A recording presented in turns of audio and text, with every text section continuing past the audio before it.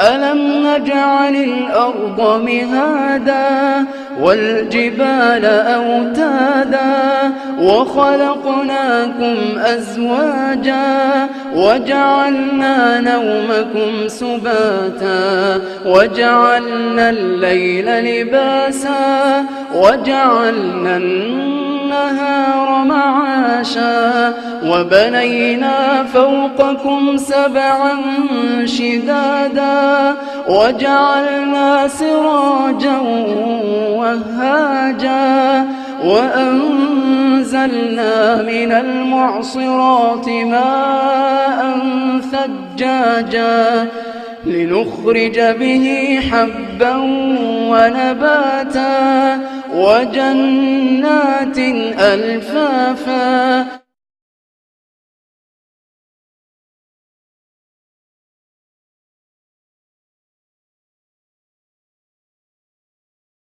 ألم نجعل الأرض مهادا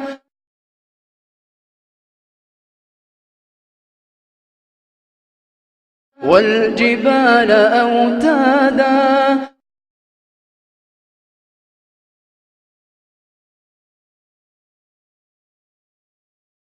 وخلقناكم أزواجا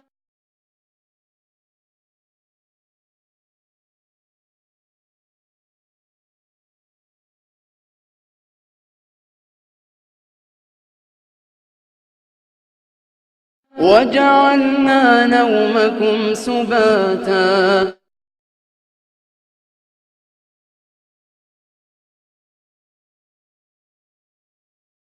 وجعلنا الليل لباسا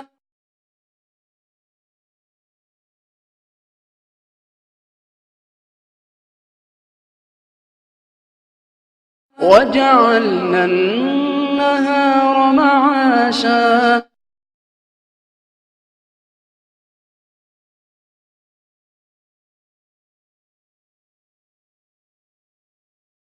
وبنينا فوقكم سبعا شدادا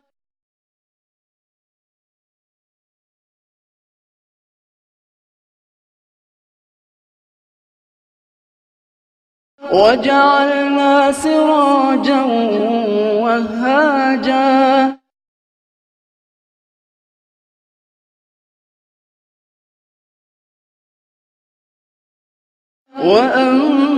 وأنزلنا من المعصرات ماء ثجاجا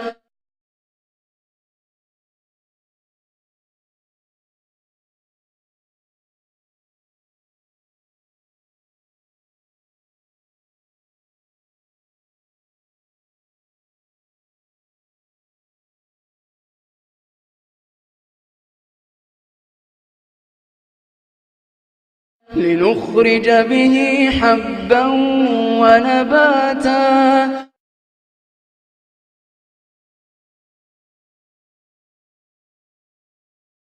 وجنات ألفافا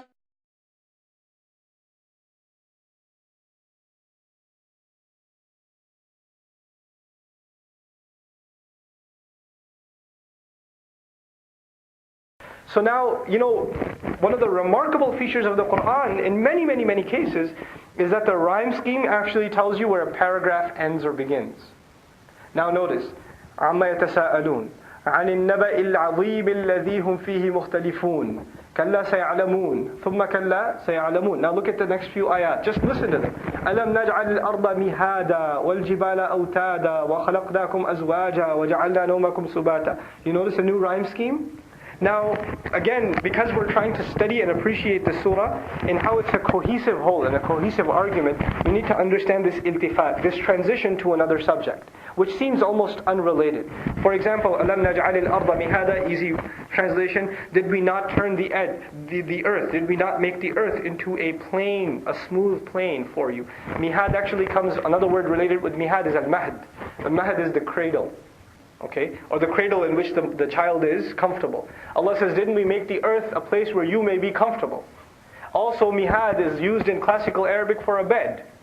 So it's a place where you rest. Now, human beings are very aware of what things they themselves are capable of. Right? We're capable of making a bed for ourselves. We're capable of maybe building a house for ourselves, etc., etc. Now you will find a discussion of how Allah's capability in your own visual experience, how it surpasses your own. Look at what you're able to make for yourself and compare that to the entire creation of the earth. أَلَمْ نَجْعَلِ الْأَرْضَ مِهَادًا. Or we're able to pitch tents. Literally we pitch tents. In the old times you pitch tents. Allah says, وَالْجِبَالَ أَوْتَادًا. Allah says, didn't we make the mountains or install the mountains as pegs? So a tent is known by the most important element of the tent, which is what? The peg. And this is a feature of Arabic. You call something by its most essential component. Allah says, you're able to pitch these tents. Let me show you the kinds of tents I pitch. And what are the kinds of tents? وَالْجِبَالَ أَوْتَادًا. What comparison do you have in your imagination to what Allah Azza wa Jalla is capable of? وَخَلَقْنَاكُمْ أَزْوَاجًا. You didn't create a pair, you didn't create woman, man didn't create woman, woman didn't create man. We created you like this. This is not your own manufacturing. This is being given to you. You're not even capable over your own creation. Your own gender you're not capable over. Your own spouse you're not capable over, the spouses that you've been created in. So you've been created in two different genders. And this is again the creative power of Allah as manifest even on the rebel himself. The kafir himself who's listening to this. He knows even that I've been created in pairs and I'm not the one who was in charge of this. I didn't design this myself. Then Allah Azza wa Jalla goes forward and goes to the person himself. He says, وَجَعَلْنَا نَوْمَكُمْ سُبَاتًا. And we made your sleep. Naum is sleep, deep sleep. You know how Allah says in Ayatul Kursi, لَا تَأْخُذُهُ سِنَةٌ وَلَا نَوْمٌ. Sina is slumber, like sleepiness, drowsiness, and naum is deep sleep. Right? So Allah says He made your deep sleep subata. Literally, this subat means that that cuts off. It cuts off. So Allah speaks of night as something that cuts you off. What does it cut you off from? First of all, it cuts your body off from what? Your soul. Your soul departs from your body. Then it cuts you off from your daily affairs, your work, your business, your concerns. You're cut off from everything in life as soon as you hit deep sleep. It's like you're dead to the world.